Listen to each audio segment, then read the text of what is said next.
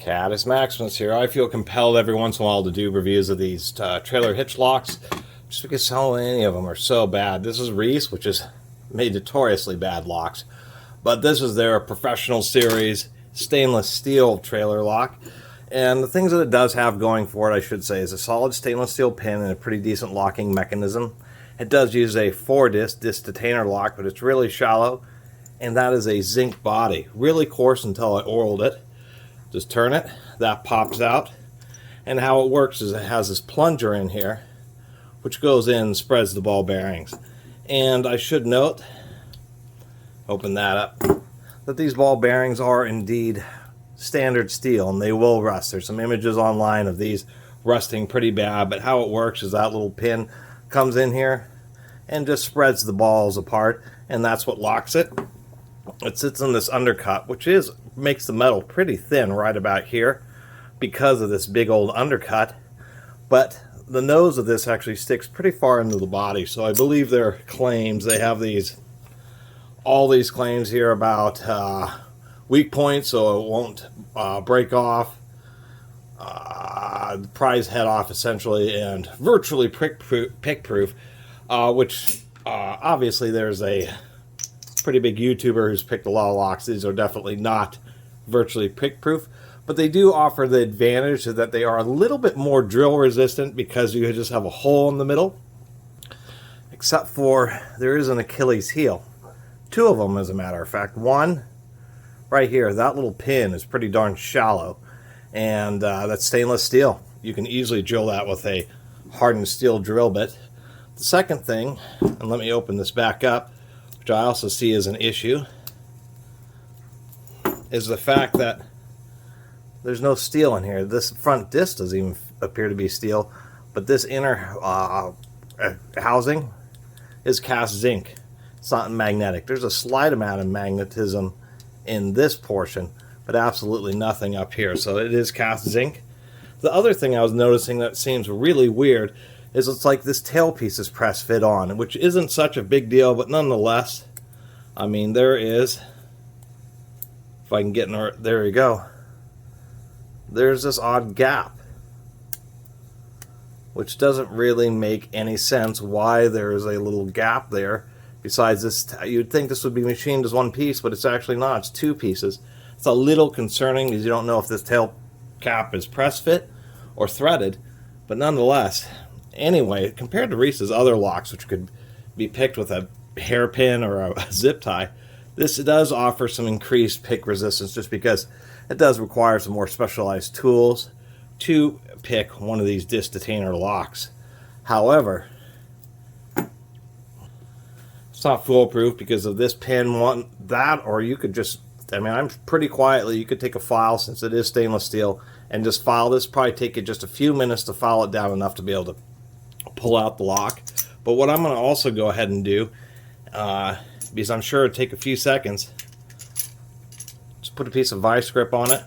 I'm going to take this big old 1/2-inch drill, which is basically the whole size of the interior of this, plus being a 1/2-inch drill bit, it's going to be pretty darn strong.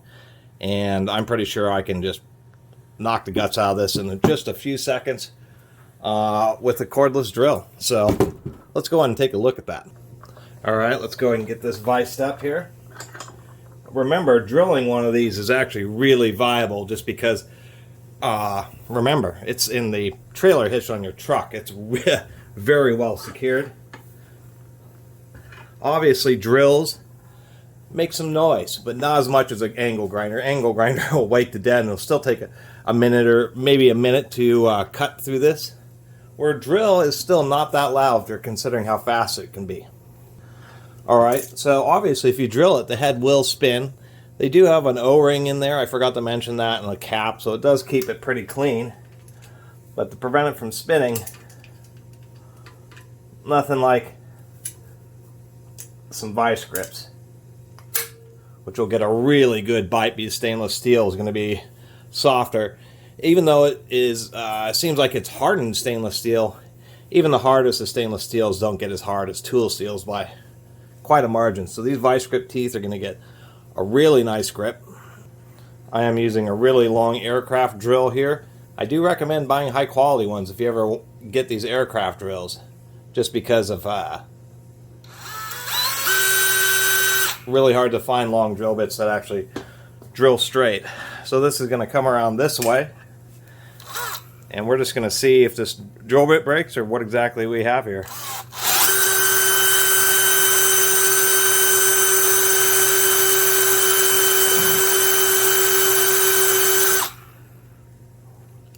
So it does have an anti-drill spinner plate, and that does appear to be working, but I'm able to press hard enough to still get through the rest of the housing.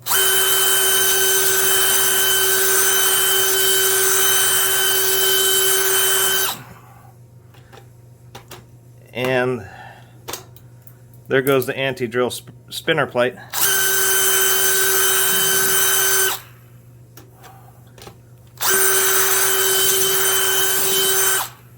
And I think she's done.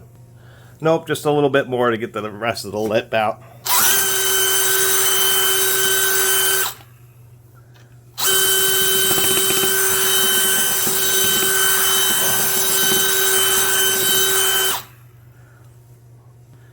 So this lock's now done.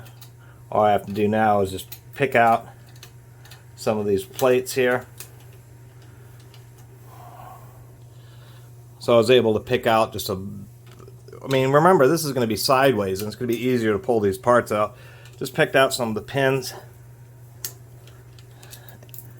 And there we go. So anyway, the moral of the story is, just because it's a disc detainer lock doesn't mean that it's high security by any means, to tell you the truth. And so how these work, there's a groove, there's a sidebar, which in this case was brass, made it really soft. Usually these little sidebars are made out of hardened steel. Then you have this little nub. So how it works is all these discs kind of stack up in this little thing. They have these shims to prevent one disc from turning the one next to it. So you have these little stacks. Get this in here. And so when you put in the key, it's rotating the main disc just to the right angle. They don't move particularly far. And then there's that little notch. And when that notch lines up, this little pin can fall into the notch. Then it'll be able to clear the groove that it's in, allowing the body to turn.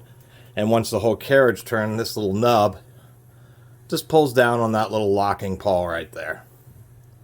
Knowing how it's designed, I would just say, oh wow, the locking pawl is, only so far from the rivet, and I would have used a smaller drill bit just to go on right through here and right through the little locking pawl tooth itself.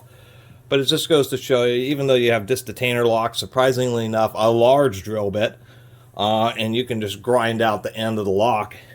And if you're using a high quality drill bit, it makes pretty short work of it.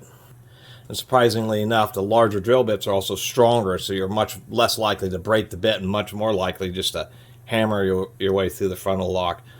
And so obviously, the first time I ever tried that, especially on a lock like this, only took me a couple minutes, not particularly loud, and voila, I got that lock off. So, moral of the story is, if they had made this internal housing out of stainless steel, it would have been a lot harder to drill and would have been a lot more effort. But since they went with cast zinc, it's pretty unfortunate. Anyway, I really appreciate everybody watching and subscribing. And if you haven't subscribed, please do. Till next time, Catus Maximus out.